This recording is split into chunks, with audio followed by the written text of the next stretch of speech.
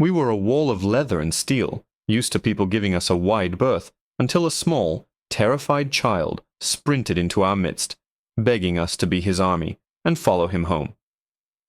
The rumble of my Harley is a prayer I know by heart. It's a deep, gut-shaking sermon of freedom and chrome that drowns out the noise of the world. That evening, the world was quiet anyway. The five of us, the senior patched members of the Iron Hounds, were just killing time at a dusty gas station off the interstate. The sun was bleeding orange and purple across the horizon, and the air was thick with the smell of hot asphalt and cheap coffee. Spike was telling a story that was getting more unbelievable with every sentence. Doc was silently cleaning his glasses on the edge of his leather vest, and I was just enjoying the piece.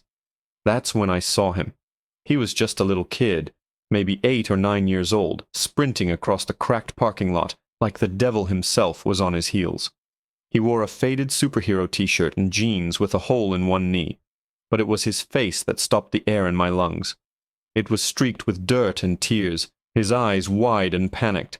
He wasn't just crying, he was sobbing, those deep, hitching breaths that come from a place of pure terror. And he was running straight for us.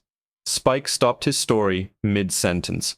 "The hell is this?" he grumbled, his hand instinctively resting on the heavy chain wallet at his side.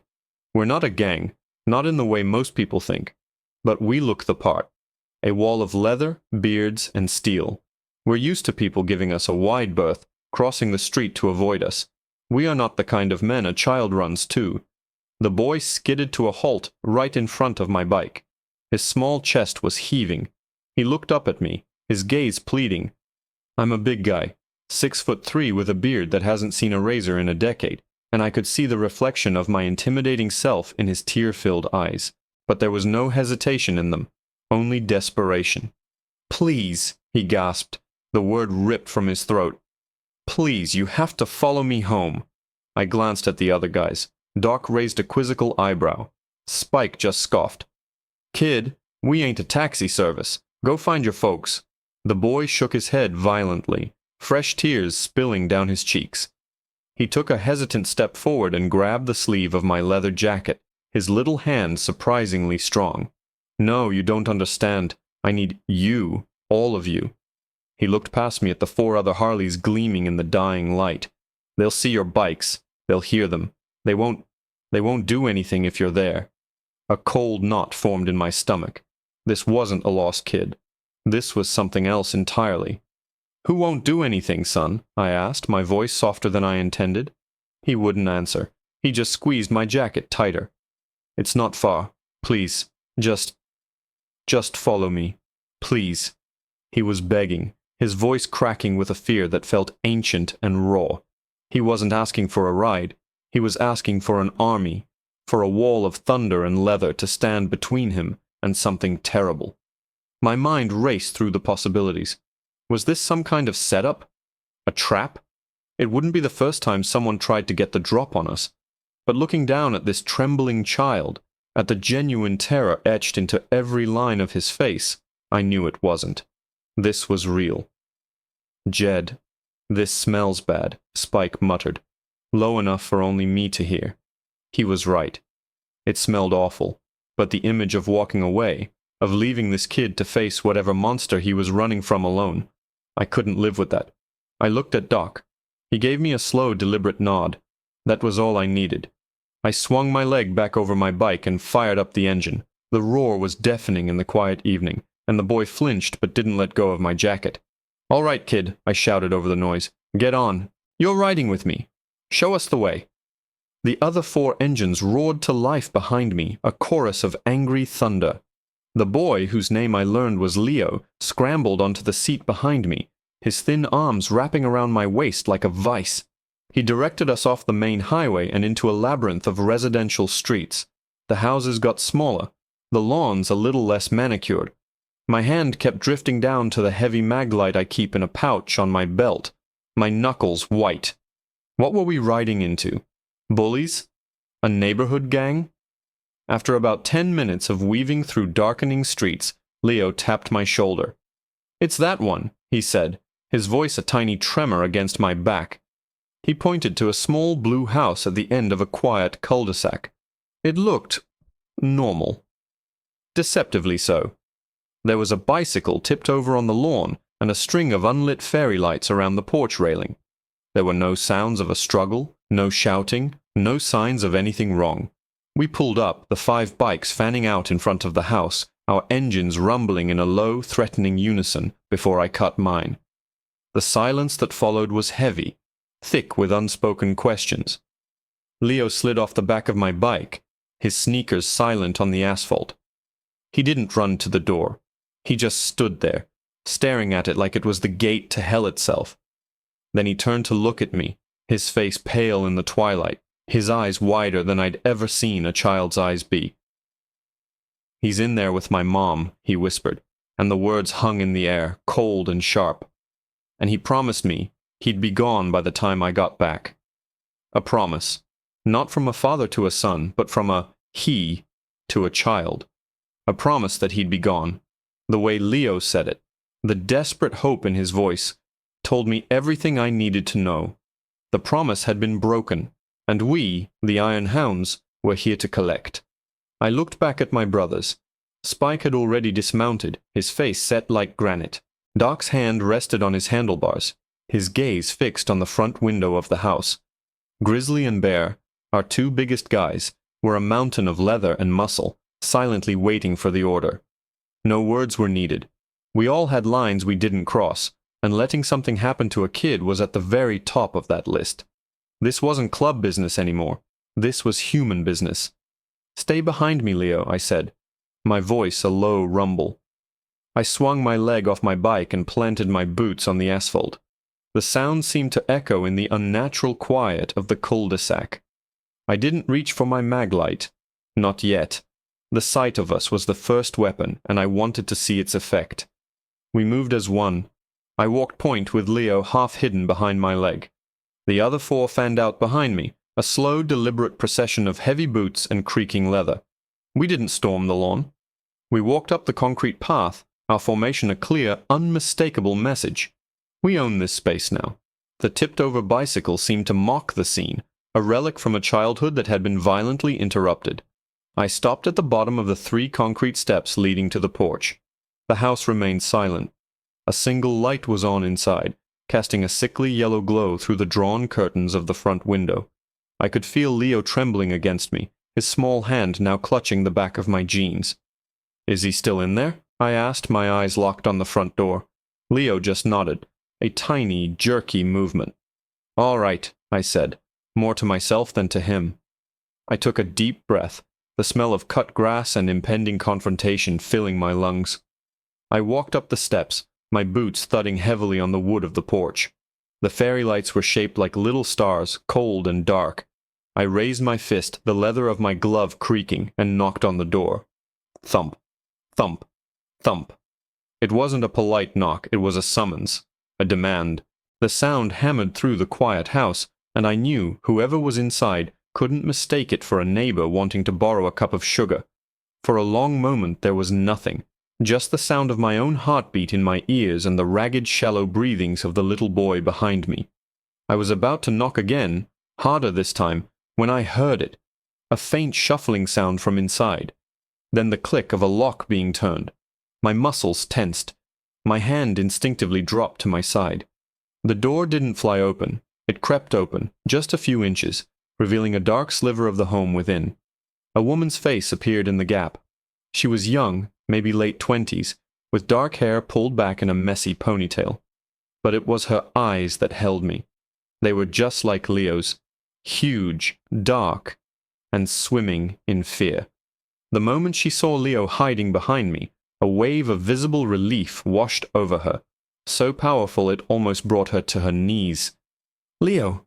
Oh, thank God!" she breathed, her voice a choked whisper. She started to pull the door open wider, her hand reaching for her son. Then her eyes lifted from Leo and found mine, and then they moved past me, taking in Spike, Doc, Grizzly, and Bear, standing like stone sentinels in her front yard, bathed in the twilight. The relief on her face vanished. It didn't just fade, it was ripped away, replaced by a mask of pure, undiluted terror that was 100 times worse than the fear I'd seen on her son's face. Her blood drained away, leaving her skin a pasty white. Her hand, the one that had been reaching for Leo, froze in midair. I expected her to scream for help. I expected her to slam the door. I expected her to look past us for the man inside. She did none of those things. Her terrified gaze was locked on us, on me. Her lips trembled as she spoke, her voice barely audible, but her words hit me like a physical blow. "What have you done?" she whispered, her eyes wide with horror. "You weren't supposed to bring them here." She wasn't talking to me. She was talking to her son, and then she did the last thing in the world I ever expected. She tried to pull Leo inside, away from me, her eyes screaming a single, silent message. "You've just made everything so much worse." My mind reeled. The entire situation tilted on its axis, throwing me completely off balance. We were the cavalry, the thunder-breathing saviors this little boy had run for. But his mother looked at us like we were the apocalypse. Her fear wasn't directed at the unseen man in the house. It was aimed squarely at us. "Ma'am," I started, holding up a hand, palm open in what I hoped was a disarming gesture. "Your son came to us. He said you were in trouble." Her eyes darted from me to Leo and back again. "Get inside, Leo," she hissed, her voice tight with panic. She managed to tug him past the threshold, but I was faster. I placed my boot on the bottom of the door, preventing her from slamming it shut. It wasn't an aggressive move, just a firm one. We weren't leaving until we understood what was going on. "You don't understand," she pleaded, her voice cracking. "You have to go. Right now. Please, just get on your bikes and leave. He'll see you." Before I could answer, a man's voice drifted from deeper within the house. It was calm, almost lazy. "Sarah? Who's at the door?" Every muscle in Sarah's body went rigid. She closed her eyes for a split second, a look of utter defeat washing over her face. It was the look of someone whose last, desperate gamble had just failed spectacularly.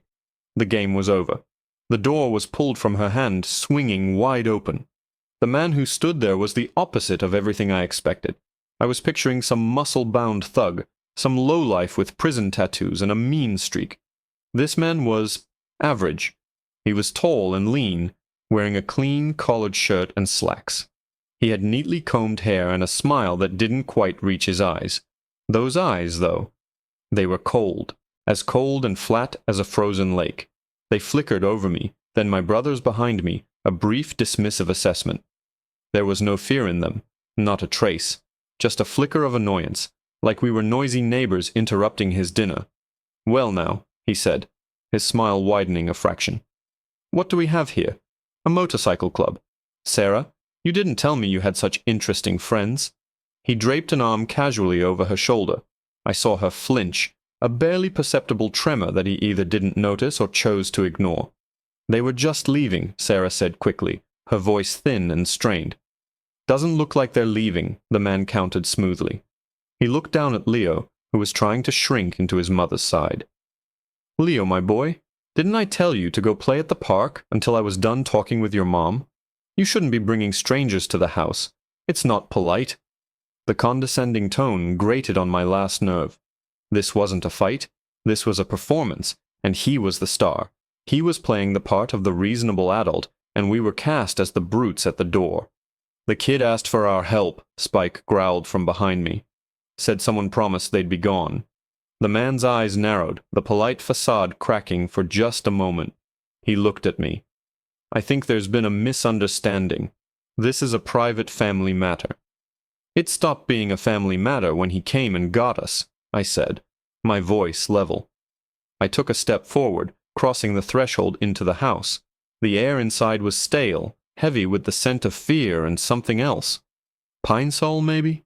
A desperate attempt to scrub away something unpleasant. The man didn't move back. He held his ground, his creepy smile still plastered on his face. "I'm going to have to ask you to leave," he said, his voice dropping an octave, the silky charm replaced with a hard edge. "Now." I looked past him, at Sarah. Her face was a mask of terror, but her eyes were sending a frantic, desperate message. It wasn't, "Help me." It was, "Go." I couldn't make sense of it. Why would she want us to leave the man she was clearly terrified of? What could possibly be worse than him? "We'll leave," I said slowly, my eyes still locked on hers. "When she tells us to. Without you in the room." The man chuckled, a dry, humorless sound. "I don't think so." He tightened his grip on Sarah's shoulder, and I saw her wince in pain. That was it. The performance was over. "Get your hand off her," I said. It wasn't a request. He just stared at me, a challenge in his cold eyes. He was daring me, testing me, seeing how far I would go. It was a language I understood perfectly. I didn't lunge at him.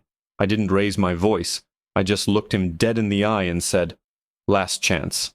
From the corner of my eye, I saw Doc slowly, deliberately take off his glasses and tuck them into his vest pocket. For anyone else, it would mean nothing. For us, it was a signal. It meant the time for talking was done. The man's smile finally faltered. He saw it too. He saw the shift in the air, the coiled tension in 5 men who had seen their share of ugliness. But he didn't back down. Instead, he let go of Sarah, took a step back, and reached behind his back, pulling his hand forward. It wasn't a gun. It wasn't a knife. It was a badge. "Detective Miller, City Police," he said, his voice dripping with triumphant malice. "And you gentlemen are obstructing an official police investigation. Now for the last time, get the hell off this property before I arrest every single one of you." The badge gleamed under the dim porch light, a piece of polished metal meant to be a shield of authority. For a split second, the air crackled with stunned silence. A cop. The monster in the house was a cop. Suddenly, Sarah's terror made a sickening kind of sense. Who do you call when the man you fear is the one who answers the call? You call for outlaws. You call for men who don't care about a badge. Detective Miller's smirk was pure poison. He had us. He thought he had us cold. 5 bikers, one of whom was already trespassing in his investigation against a detective of the city police. It was a checkmate move, but he didn't know us. He didn't know Doc. Doc stepped forward, moving past me into the house. He didn't even glance at Miller. His eyes were on Sarah. "Ma'am," he said, his voice surprisingly gentle, "my name is Dr. Robert Jensen. I was a combat medic for 12 years. I've been a licensed physician for 20. Right now, I can see a fresh contusion forming on your right cheekbone, and the way you're holding your left arm suggests a possible hairline fracture in the radius. Would you like me to take a look at that for you?" Miller's face went from smug to thunderous in a heartbeat. "This is a domestic dispute investigation, doctor. You are interfering." "I see a woman who needs medical attention," Doc replied coolly, not taking his eyes off Sarah. "And I see a child who ran, terrified, for help. Tell me, detective, what part of your investigation involves terrorizing a mother and child to the point where they seek help from strangers?" The question hung in the air, sharp and deadly. Sarah stared at Doc, her eyes wide. It was as if he'd thrown her a lifeline in a raging sea. A flicker of hope ignited in her gaze. She looked from Doc's calm professional face to Miller's barely contained rage. She took a deep, shuddering breath. "He's not investigating anything," she whispered, the words tumbling out. "He's my ex-boyfriend. I have a restraining order against him. He wasn't supposed to be within 500 feet of me or my son. He told me if I ever called the cops, he'd have his friends on the force bury the report, and he'd make my life a living hell." Every piece fell into place. The promise he'd made to Leo wasn't just to leave. It was a threat. He was violating a court order, using his badge as a weapon to intimidate and abuse her, confident that he was untouchable. Miller's face turned a mottled shade of red. She's hysterical, lying to protect her new friends. He reached for his radio. "I'm calling for backup. We've got a B&E and assault on an officer." "You do that," I said, stepping fully into the living room. The others followed, filling the space, a silent, unmovable wall of leather and resolve. "And while you're at it, you can explain to your sergeant why you're at the home of a woman who has an active restraining order against you.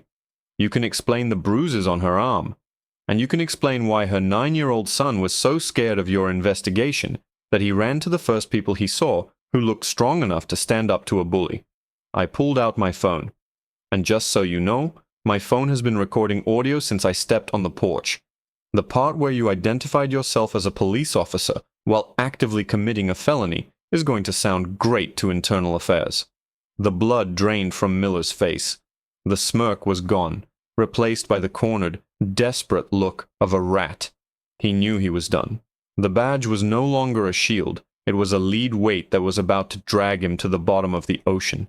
He looked from my phone to the 5 stone-faced men surrounding him. The physical threat was back on the table, and this time he had no authority to hide behind. He didn't say another word. He lowered his hand from his radio, shot one last look of pure hatred at Sarah, and then stalked out of the house. We parted silently to let him pass. We watched him get into an unmarked sedan parked a block down the street and peel away into the night. We didn't relax until his taillights disappeared. The tension in the room broke. Sarah let out a sob, a sound of pure, unadulterated relief, and collapsed onto her sofa, pulling Leo into a fierce hug. Doc immediately went to her side, speaking in low, calming tones as he gently examined her arm. We stayed for another hour. Spike went out and bought a pizza, and Grizzly fixed Leo's bicycle chain. We sat in that small living room, the 5 of us looking wildly out of place, and just existed. We created a space where a mother and her son could finally breathe. I showed Leo the eagle emblem on my jacket and told him what it meant to be a part of a brotherhood, to always have someone who has your back. When we finally got up to leave, Sarah walked us to the door. The fear was gone from her eyes, replaced with a profound, tearful gratitude that was more humbling than any threat. "I don't know how I can ever thank you," she said, her voice thick with emotion. "No thanks necessary, ma'am," I said. "Just doing what's right." I looked down at Leo, who was standing beside her, clutching a slice of pizza. He looked up at me, his eyes shining. He didn't look scared anymore.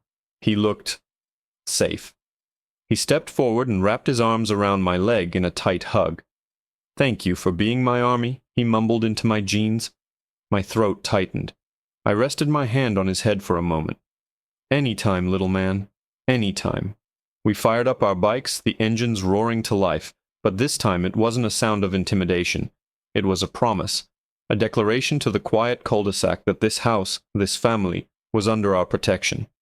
As we rolled away, I looked back one last time. Sarah and Leo were standing on the porch, bathed in the warm light from their home, waving. They weren't crying from fear anymore.